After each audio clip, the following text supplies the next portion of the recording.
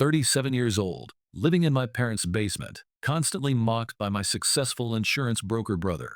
But when I discovered he was stealing from elderly clients, I realized I had the power to change our family's story forever. At 37, during my parents' 42nd anniversary celebration, my older brother Michael grabbed the microphone and announced, "Let's raise our glasses to Mom and Dad for their endless patience with their youngest son, the one who abandoned his engineering degree and still calls their spare room home." The entire banquet hall erupted in laughter, fingers pointing in my direction like arrows finding their target. Rage coursed through my veins, but I manufactured a smile while my hands trembled beneath the tablecloth, gripping my thighs until my knuckles turned white.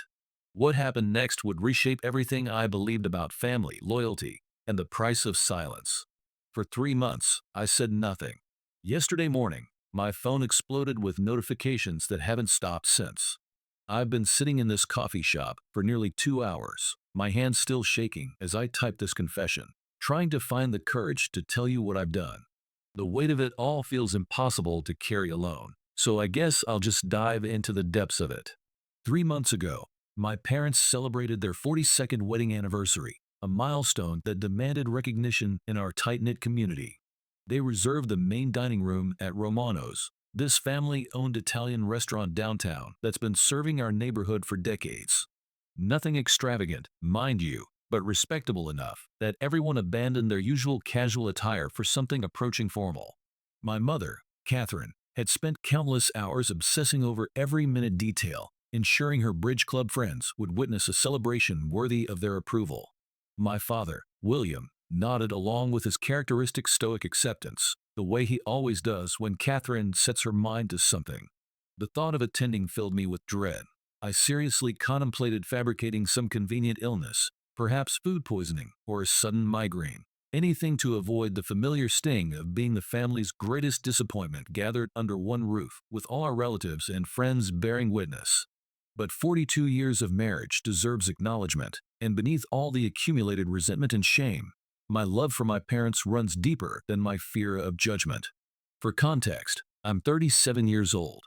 Yes, I occupy what used to be my childhood bedroom, now diplomatically referred to as the guest room.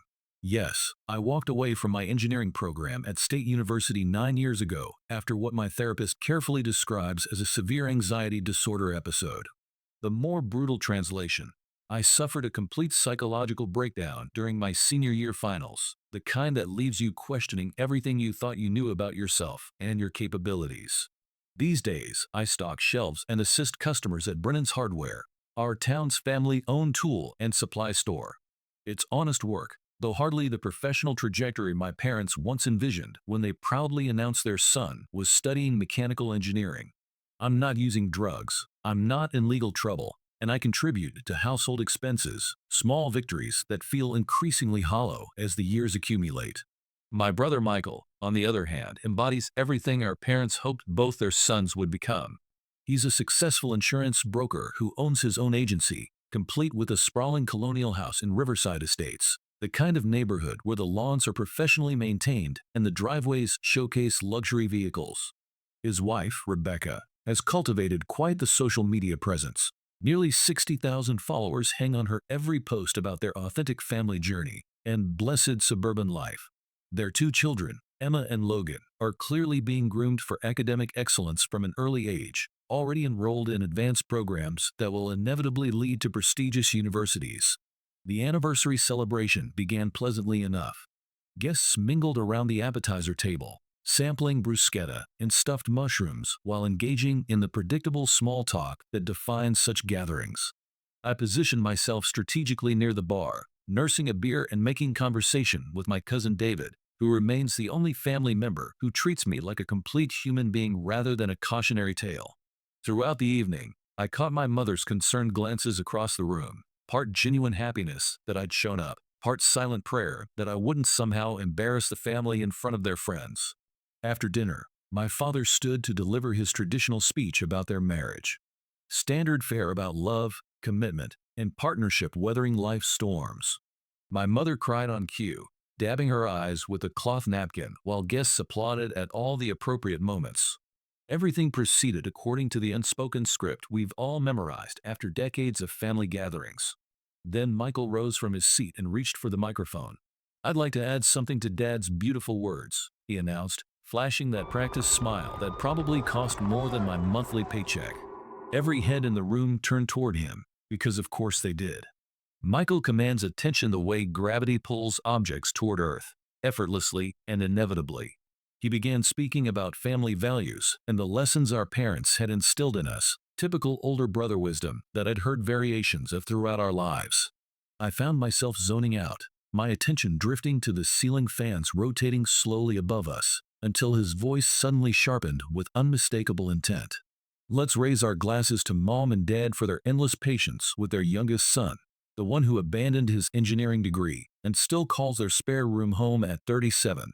The room exploded into laughter. Not polite chuckles or gentle amusement, but genuine belly laughs that seemed to bounce off the walls and multiply in volume. Someone actually pointed at me, which triggered a cascade of pointing fingers and knowing smiles. My mother's face performed that familiar dance between wanting to appear disapproving while secretly finding the situation amusing. My father studied his plate with intense concentration, as if the pattern on the china held the secrets of the universe. My cousin David muttered something about crossing lines, but his voice was lost in the sea of laughter. What happened next exists in my memory as a series of disconnected sensations rather than a coherent narrative. My face burned so intensely, I wondered if I might actually be having some kind of medical emergency. Under the table, my hands shook with such violence that I had to press them flat against my thighs to stop the trembling. Someone patted my shoulder, a gesture meant to include me in the joke, as if we were all complicit in this moment of shared humor. I forced my facial muscles into what I hoped resembled a smile, while Michael concluded his hilarious toast with some manufactured sentiment about family bonds surviving any challenge. The remainder of the evening passed in a blur of strategic avoidance. I remember hiding in the men's restroom for 25 minutes, scrolling through news articles on my phone while trying to calm my racing heart. I remember my mother's friend asking about my career prospects with that particular expression of pity reserved for adults who failed to launch. I remember calculating how much trouble I'd face if I accidentally spilled my drink on Michael's obviously expensive shoes, and seriously considering whether it would be worth it. When the evening finally ended, I drove home alone while everyone else migrated to the after-party at my parents' house. As soon as I reached my car, something primal erupted from my chest, a scream that probably terrified anyone within 100 yards. Then came the tears, the ugly, desperate kind I hadn't shed since the day I walked away from my engineering program. I sat in that parking lot, sobbing and pounding my steering wheel, feeling like that 17-year-old kid who used to get picked on at school while teachers looked the other way. The truth is, this wasn't an isolated incident. Michael has been perfecting this particular cruelty for decades. During our childhood, he'd wait until friends visited to casually mention how I'd struggled with bedwetting until age 10. Throughout high school, he'd strategically bring up my college rejection letters whenever his friends were around to witness my humiliation. When I finally got accepted to state university, he started making jokes about how I'd probably fail my first semester. The pattern never varied, and it never stopped. And my parents, they've always responded with those sad, apologetic smiles afterward, the "we love you anyway" expressions that actually communicate disappointment wrapped in forced compassion. Not once, in all these years, have they genuinely stood up for me. Not once have they told Michael his behavior was unacceptable. They've simply accepted it as the natural order of things. The successful son has earned the right to diminish the unsuccessful one.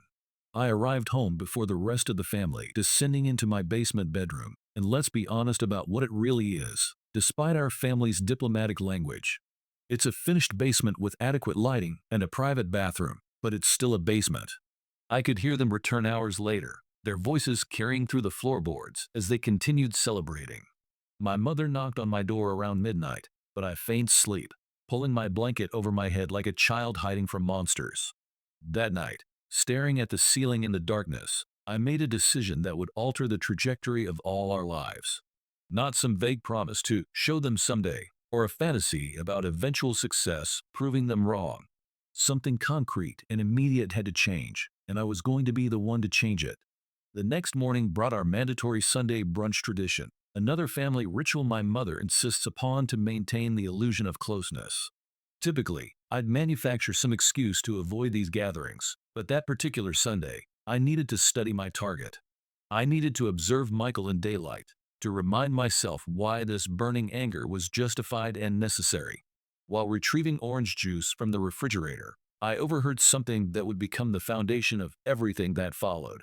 Michael was on the back patio with his business partner, Jonathan, engaged in what sounded like a private conversation. They hadn't noticed me in the kitchen, and the window was open just enough to carry their voices. "The Henderson account is becoming problematic," Jonathan was saying, his tone carrying unmistakable concern. "The elderly gentleman's son is asking detailed questions about the premium allocations. He doesn't seem to understand the documentation we provided." Michael's response sent ice through my veins. "Just reschedule that meeting until after the Morrison policy transfer processes. We'll have everything balanced by then. If he threatens to bring his attorney like he mentioned last week, tell him I'm dealing with a family emergency. We just need 2 more weeks to get everything properly aligned." Even with my limited understanding of insurance regulations, this conversation raised every red flag imaginable. Moving client premiums around to cover other accounts sounded like the kind of financial manipulation that destroys careers and lands people in prison. I quietly activated my phone's recording function, my heart pounding as I captured their increasingly incriminating discussion. They continued for another 15 minutes, discussing temporary reallocations and premium adjustments and various other euphemisms that barely concealed what appeared to be outright fraud. When I returned to the dining room, Michael greeted me with that same condescending smile from the anniversary party. "Look who decided to join the land of the living," he said, prompting the expected chuckles from everyone present. I simply stared at him, seeing him with new eyes, not just as the brother who'd tormented me for decades, but as someone whose perfect facade was hiding something rotten underneath. After brunch, I did something I hadn't done in years. I went to the local coffee shop, opened my laptop, and began researching. 7 hours and 6 overpriced lattes later, I had confirmed my suspicions. Michael was engaging in seriously questionable practices with his clients' money, manipulating elderly customers who trusted him with their financial security. While I was at it, I decided to investigate Rebecca's social media presence more thoroughly. Between the perfectly curated family photos and the endless stream of blessed hashtags, I began noticing subtle signs of trouble. Passive-aggressive captions about partners being present in their relationships. Comments from friends saying things like, "Stay strong," and "You deserve better." The kind of social media cries for help that people post when their marriage is crumbling, but they're desperate to maintain the illusion of perfection. Over the following week, I dove deeper into my investigation, using my status as the family disappointment as perfect cover. Nobody questions why the unemployed son spends all day online. They assume I'm job hunting or wasting time on social media. I discovered that Michael had been systematically borrowing money from elderly clients, using their funds for his own risky investments while promising returns he couldn't possibly deliver. A classic scheme that preys on trust and vulnerability. I also uncovered evidence of his affair. Michael had been meeting regularly with someone named Ashley from his gym, and their text message exchanges left no doubt about the nature of their relationship. I found this information when I borrowed his tablet while he was using my parents' pool, claiming I needed to look up job postings while my laptop was updating. I could have exposed him immediately, posted everything online, contacted his clients, told Rebecca the truth about her marriage. But something deeper than simple revenge was driving me now. I wanted Michael to experience the complete and total humiliation I'd felt at that anniversary party. The kind of public destruction that leaves you questioning everything you thought you knew about yourself and your place in the world. So I began planning with the methodical precision that once made me a promising engineering student. I created timelines, gathered evidence, and identified vulnerabilities. For the first time in years, being invisible to my family worked in my favor. Nobody noticed me photographing documents Michael carelessly left around the house. Nobody questioned why I was suddenly interested in insurance industry news. Nobody suspected that the family failure was carefully orchestrating the downfall of the family's success. 3 months have passed since that anniversary humiliation. 3 months of smiling through family dinners while Michael continued his casual cruelty about my failed career. 3 months of watching him bask in everyone's admiration while I documented his crimes. 3 months of meticulous preparation for this moment. Tomorrow marks the anniversary of my public humiliation, and it's also the day Michael receives his Insurance Professional of the Year award at the Regional Industry Conference. Everyone who matters in his professional world will be there. Rebecca will be broadcasting the ceremony live to her 60,000 followers. My parents will be sitting in the front row, practically glowing with pride. Everything is ready. The evidence is organized into carefully crafted packages. The emails are scheduled to deliver at precisely the right moment. The truth is wrapped and ready to be presented to exactly the right people at exactly the right time. As I sit here finalizing the last details, I keep hearing Michael's voice echoing in my memory. Let's raise our glasses to Mom and Dad for their endless patience with their youngest son. But for the first time in 3 months, that memory doesn't make my hands shake.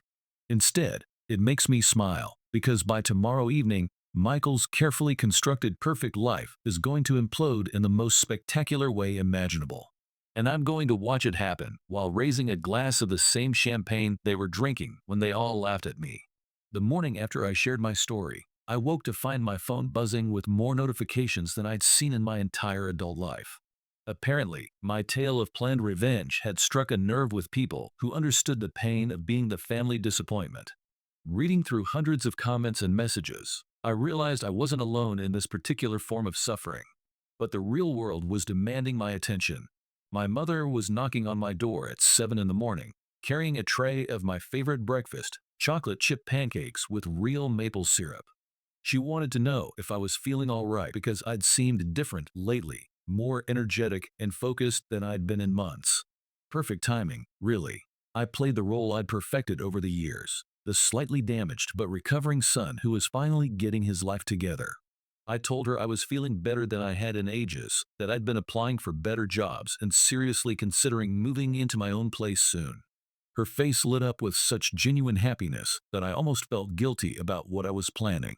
The thing about being the family disappointment is that people stop watching you closely.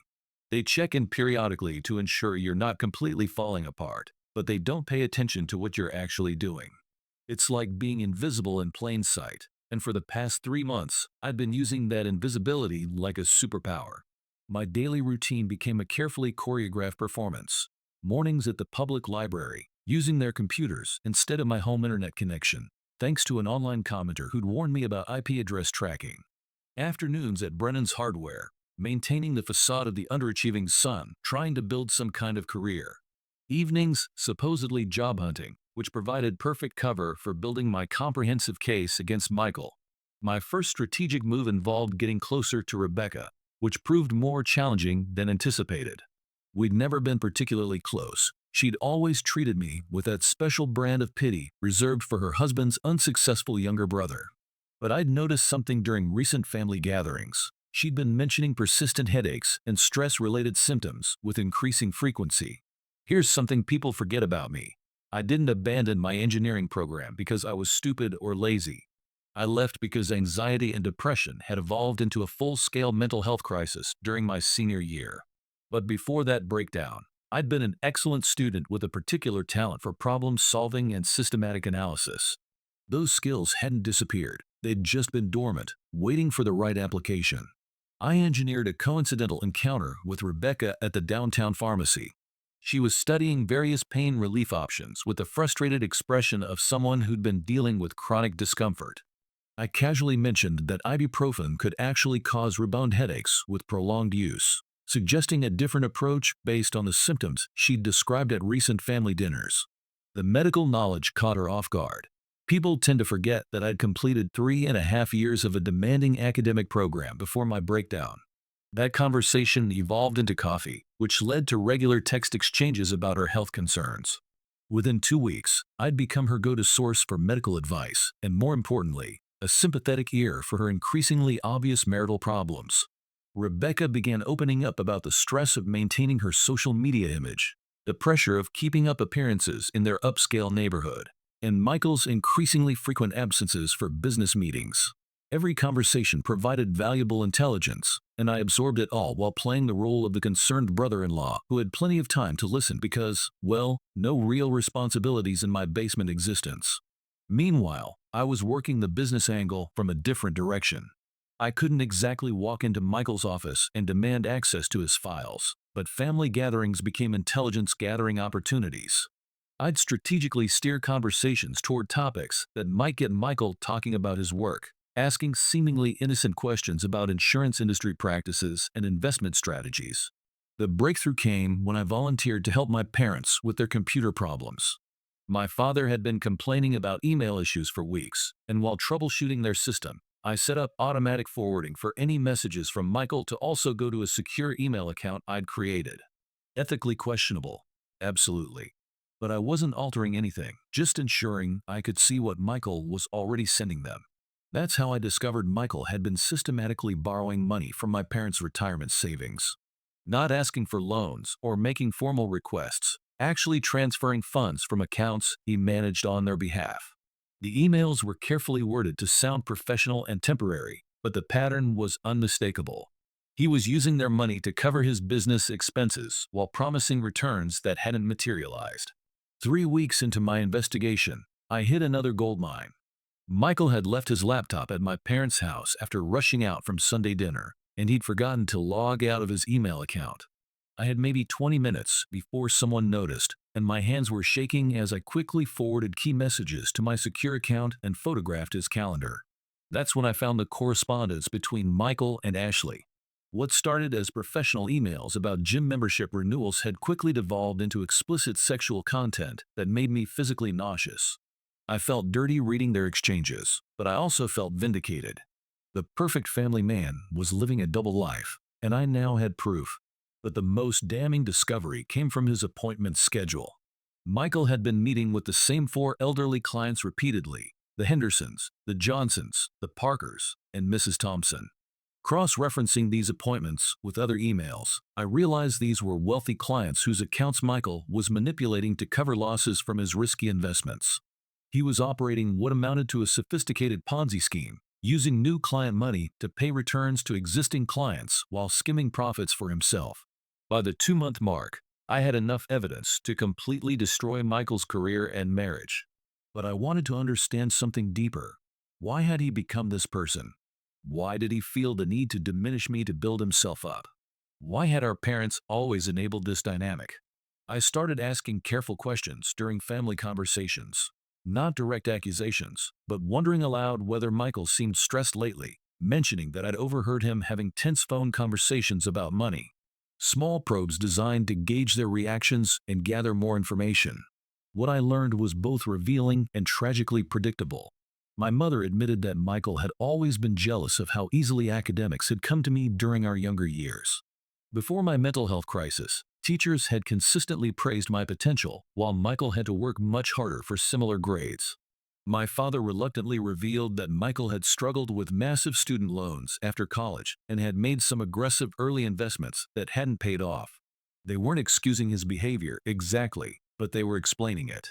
And in the process, they revealed something I'd suspected for years. They knew Michael could be cruel to me, but they'd chosen to ignore it because addressing it would mean acknowledging that their successful son wasn't the person they wanted him to be.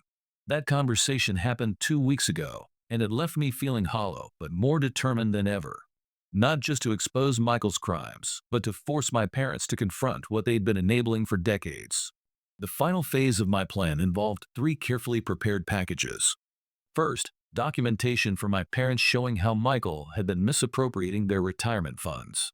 Second, evidence for Rebecca proving Michael's affair, not the graphic details, just enough to confirm her suspicions. Third, a comprehensive file for Michael's business partners and key clients, documenting his pattern of financial fraud with dates, amounts, and recorded conversations. I also created what I called my nuclear option, a complete dossier that I could release publicly if Michael tried to retaliate or minimize the damage. Everything was scheduled to deploy at precisely 2 p.m. tomorrow, right when Michael would be on stage accepting his award. I even arranged the perfect alibi, a fake job interview in a city 2 hours away, scheduled for the morning of the ceremony. My mother was so excited about this interview that she didn't question the timing. It would place me far from the scene when everything exploded. Last night, I had the hardest conversation of my adult life. I sat my parents down and told them I knew what Michael had been doing with their money. Not the full scope of my investigation, just enough to make them understand their golden child had been stealing from them. I showed them the evidence, unauthorized transfers, falsified statements, broken promises about returns on their investments. My mother cried. My father got angry, then went silent in that way he does when he's processing something that challenges his worldview. They didn't want to believe me, but the documentation was impossible to dispute. Bank records don't lie, and email timestamps don't mislead. I gave them a choice. They could confront Michael themselves before his ceremony, or I would ensure that everyone in his professional and personal world learned the truth.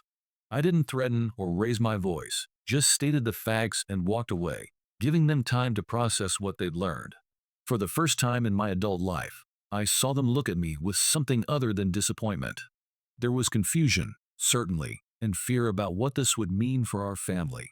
But there was also something I'd never seen before: respect. This morning, I woke early and packed a small bag for my job interview. I set up the automated email system to deliver the evidence packages at exactly 2 p.m., right when Michael would be at the podium accepting his award. As I was leaving the house, I could hear my parents arguing upstairs, my father insisting they needed to call Michael immediately, my mother saying they should wait until after the ceremony. Neither of them had any idea about the full scope of what was about to unfold. I drove to a coffee shop in the next town over, ordered a large coffee, and opened my laptop. Then I waited, watching the clock tick toward 2 p.m. with a strange sense of calm I hadn't felt in years. At exactly 2 p.m., my phone started buzzing. First, a text from Rebecca, just a string of question marks. Then calls from my parents. Then Michael again and again. I watched the notifications pile up without answering any of them. At 2:15, Rebecca went live on Instagram from the award venue. Her face was streaked with tears as she began talking about betrayal and lies to her 60,000 followers. In the background, I could see Michael trying to grab her phone while people stared in shock and confusion. By 2:30, Michael's business partner Jonathan was calling me. Funny, since he'd never called me before in his entire life. Google alerts I'd set up for Michael's name started pinging as someone at the ceremony began live tweeting the meltdown. I sat in that coffee shop for 3 hours, watching my carefully orchestrated plan unfold from a safe distance. Michael's perfect life was imploding in real time, and all I'd done was reveal the truth he'd been hiding. There was satisfaction in seeing justice served, but also a strange weight in my chest. Not regret, exactly, but the realization that this wouldn't fix everything. It wouldn't erase decades of being the family disappointment or heal all the wounds that had accumulated over the years. But it was a start. For the first time in my adult life, I wasn't the one shaking. I wasn't the one forcing a smile while everyone stared. I was the one in control, the one who had acted instead of simply enduring. My phone continued buzzing with notifications. Eventually, I would need to answer those calls and face the consequences of what I'd done. But for now, I was content to sit in that coffee shop, watching the digital aftermath of my revenge while thinking about what comes next. The strangest part, I kept wondering if Michael was feeling what I'd felt at that anniversary party: the burning shame, the trembling hands, the forced smile while his world collapsed around him. And for the first time in 3 months, that thought didn't make me angry. It made me smile. Last night, sleep was impossible. I lay in my motel room bed, because I'm not stupid enough to go home immediately, staring at my phone as notifications continued piling up like debris after a natural disaster. 39 missed calls, 74 text messages, and the digital aftermath of an explosion I'd engineered with surgical precision. Around 3 a.m., I finally turned the phone off completely. I sat in the darkness and breathed, really breathed, for what felt like the first time in years. There was this strange lightness in my chest, not happiness exactly, but space. Room to exist without the constant weight of being everyone's disappointment pressing down on my shoulders. When I turned the phone back on at 7 a.m., I found 5 increasingly unhinged voicemails from Michael. The first was angry and accusatory. The second was pleading. The third was threatening legal action. The fourth was bargaining. promising to fix everything if I'd just call him back. The fifth was just heavy breathing and what sounded like sobbing. My parents had sent a dozen texts asking where I was, whether I was safe, when I was coming home. Notably absent was any mention of Michael or acknowledgement of what had happened. Classic Catherine and William. Avoid the elephant in the room until it literally tramples everyone to death. The most surprising message came from Rebecca. We need to talk. Not angry. Just need to understand. I also discovered what had happened at the ceremony through messages from people who'd witnessed it. Apparently, Michael had physically lunged for Rebecca's phone during her Instagram live broadcast, knocking over a water glass and creating a scene that had his business partner Jonathan physically restraining him while 200 industry professionals watched in stunned silence. I showered, packed my overnight bag, and checked out of the motel. For 20 minutes, I sat in my car trying to decide where to go. Not home, not yet. Eventually, I drove to Murphy's Diner, where I used to study during my engineering program. I ordered coffee and eggs and tried to look like a normal person whose life wasn't simultaneously imploding and exploding. That's when my phone rang. Mom. I almost didn't answer, but something fundamental had shifted in me. I wasn't hiding anymore. I wasn't running from confrontation or avoiding difficult conversations. I was done being the family member who disappeared when things got uncomfortable. She was crying before I even said hello, her words tumbling out in a rush about how Michael had been arrested. Arrested. That hadn't been part of my plan. Apparently, one of his elderly clients had immediately contacted the authorities after receiving my evidence package. It turned out Michael had already been under investigation by the State Insurance Commission, and my documentation provided exactly the proof they'd been seeking. My mother kept asking if I knew this would happen, if this was what I'd wanted, why I would destroy the family like this. Not once did she ask why Michael had committed the crimes that led to his arrest. Not once did she question his actions, only mine. I let her exhaust herself with questions I had no intention of answering, then simply said I was coming home and we'd discuss everything there. The drive back felt surreal, like I was floating above myself watching someone else navigate familiar streets. I kept waiting for regret or guilt to crash over me, but it never came. Just this steady, calm certainty that I'd done exactly what needed to be done. When I pulled into the driveway, my father was waiting on the front porch. He looked like he'd aged a decade overnight, shoulders slumped, face drawn with exhaustion, and something that looked like grief. He didn't speak as I approached, just opened the door and gestured me inside with a weariness that seemed to settle into his bones. My mother was at the kitchen table, surrounded by used tissues and her phone, which was buzzing constantly with messages from relatives and friends who'd somehow already heard about Michael's arrest. Word travels fast in a close-knit community, especially when it involves financial crimes and family scandals. We sat in silence for what felt like hours. Finally, my father spoke.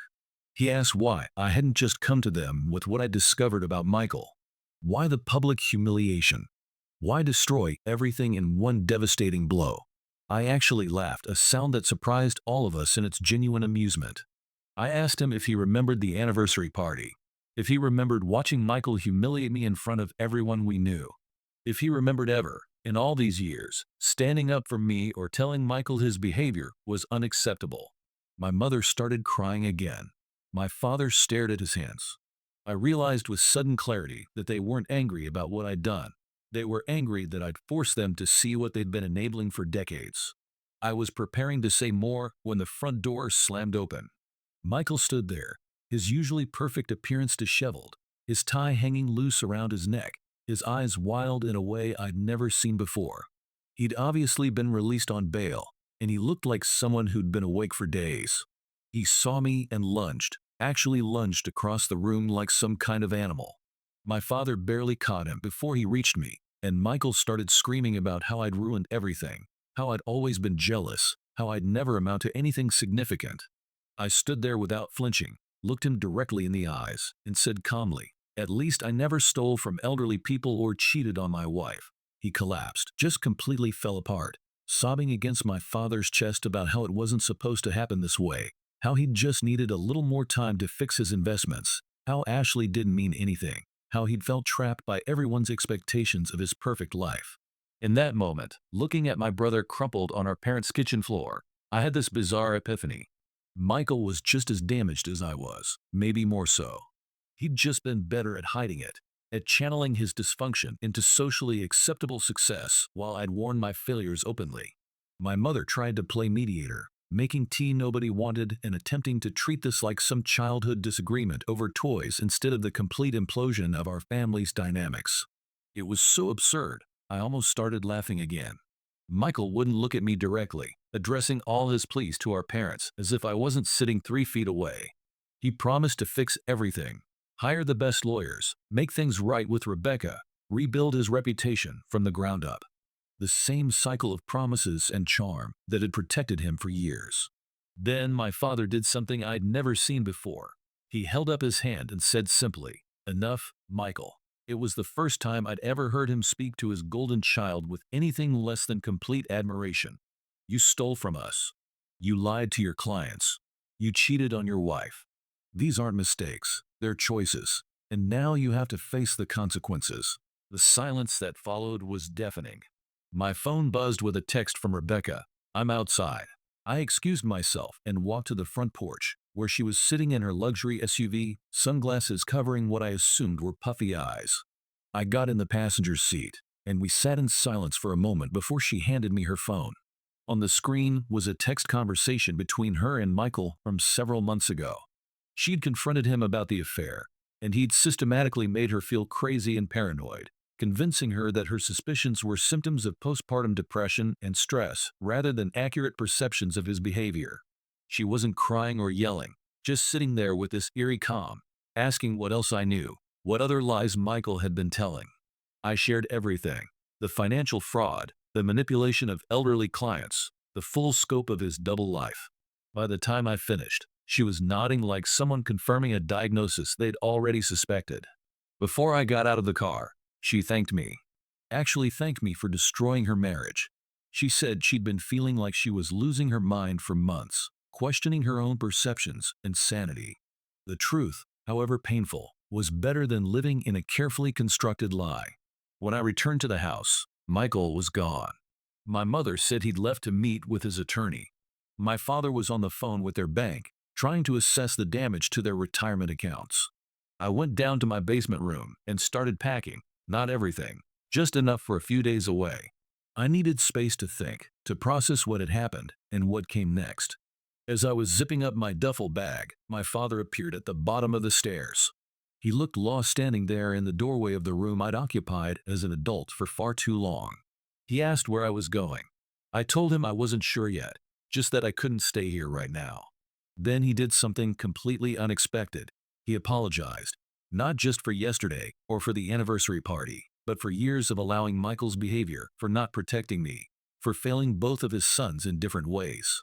It wasn't a movie moment. He didn't cry or hug me or suddenly transform into the father I'd always needed. Just a tired old man finally acknowledging a truth he'd been avoiding for decades. I nodded, not ready to forgive, but recognizing the enormous effort it took him to say those words. That was yesterday. Today, I woke up in another motel room and checked my phone to find the situation continuing to evolve in ways I hadn't anticipated. Michael's insurance agency had issued a statement to clients, temporarily suspending him from all duties pending a full investigation. Rebecca had filed for emergency custody of Emma and Logan, citing concerns about Michael's judgment and stability. I've spent the day ignoring calls from reporters. Apparently, financial fraud in small towns makes for compelling local news, and thinking about what comes next. The revenge is complete, but I don't feel the victory I'd expected. Instead, there's this strange emptiness, like I've been running a marathon for years and suddenly crossed a finish line I hadn't seen coming. One thing is absolutely clear: I can't return to that basement room. I can't go back to being the family disappointment who hides from confrontation and accepts whatever scraps of respect people throw my way. That version of me died the moment I decided to fight back. I just got off the phone with my cousin David, the only family member who's ever treated me like a complete human being. He's offered his spare room while I figure out my next move, and he said something that made me laugh for the first time in days. "I was proud of you for standing up for yourself, even if your method was nuclear-level petty." Michael sent one text today. "I hope you're satisfied now." I didn't respond. There's nothing left to say between us. The brother who tormented me for decades and the man who committed crimes against vulnerable people, they're the same person, and I'm done pretending otherwise. My mother keeps sending links to family therapy resources, as if professional mediation could somehow repair what's been broken for years. My father hasn't reached out at all, which is probably for the best. The family group chat that used to buzz with Michael's achievements and my conspicuous absence has been completely silent for 48 hours. I don't know what happens next. I don't know if our family recovers from this, or if we're permanently fractured. I don't know if Michael faces serious consequences or if money and privilege protect him from the full weight of justice. I don't know if my parents will ever truly understand what they enabled, or if they'll just wait for this to blow over so they can return to their comfortable denial. What I do know is this: I'm not shaking anymore. My hands are steady as I type these words. The voice in my head that used to whisper about being worthless and disappointing has gone quiet. When I look in the mirror, I see someone who fought back, someone who refused to accept cruelty as the natural order of things. The basement dweller, the engineering school dropout, the family disappointment, he's gone. I'm someone else now, someone who discovered that the family's golden child was made of fool's gold all along. Someone who learned that sometimes the only way to stop being a victim is to become the person who exposes the truth, regardless of the cost. Rebecca called me this morning. She's starting divorce proceedings and wanted to know if I'd be willing to testify about Michael's character if needed. I said yes without hesitation. She also told me something interesting. Their marriage had been struggling for years, not just because of the affair, but because Michael had been borrowing money from their joint accounts to cover his business losses. She'd been questioning their financial statements for months, but he'd convinced her she was being paranoid. "You didn't just expose his crimes," she said. "You gave me permission to trust my own instincts again." That conversation helped me understand something important about what I'd done. This wasn't just about revenge for a humiliating moment at an anniversary party. This was about refusing to be complicit in a system that protected someone who was hurting people, elderly clients, his wife, his children, our parents, and me. I'm not the hero of this story. Heroes don't spend 3 months planning someone's downfall, no matter how justified it might be. But I'm not the villain either. I'm just someone who got tired of being treated like I didn't matter and decided to prove that I did. The strangest part is how different the world feels now. Colors seem more vivid, conversations feel more genuine, and I find myself making eye contact with people instead of staring at the ground. It's like I've been holding my breath for years and finally remembered how to exhale. Tomorrow I'm driving to David's house and starting over. I don't know what that looks like yet. Maybe finishing my engineering degree, maybe starting a completely different career, maybe just learning how to be a person who doesn't apologize for taking up space in the world. One thing I've learned from all this: being the family disappointment isn't a permanent condition. It's just a role people assign you when they need someone to feel superior to. The moment you stop accepting that role, the moment you decide your worth isn't determined by other people's approval, everything changes. Michael spent his whole life trying to prove he was better than me, and in the end, he proved he was worse. Not because he's a bad person fundamentally, but because he chose to handle his insecurities and failures by tearing others down instead of building himself up. I chose differently. When faced with years of humiliation and dismissal, I chose to fight back with truth instead of lies, with evidence instead of insults, with justice instead of cruelty. That choice changed everything, not just for Michael, but for me. 3 months ago, I was a 37-year-old man living in his parents' basement, afraid to speak up at family gatherings, accepting whatever scraps of respect people offered. Today, I'm someone who discovered that he had power all along: the power to refuse to be a victim, the power to demand better treatment, the power to change his own story. I still don't know how this ends. Michael might serve time, or he might plea bargain his way to community service. My parents might eventually understand what they enabled, or they might spend the rest of their lives resenting me for forcing them to see the truth. Our family might heal from this, or it might never recover. But I know how it ends for me. I'm done being the person who gets laughed at while everyone else raises their glasses. I'm done being the cautionary tale, the disappointment, the one who never quite measured up. I'm done accepting cruelty as love and neglect as normal. The next time someone tries to humiliate me in public, they'll discover that I'm not the same person who used to smile and take it. I'm not the family disappointment anymore. I'm just a man who learned that sometimes the only way to stop being a victim is to refuse to play the part.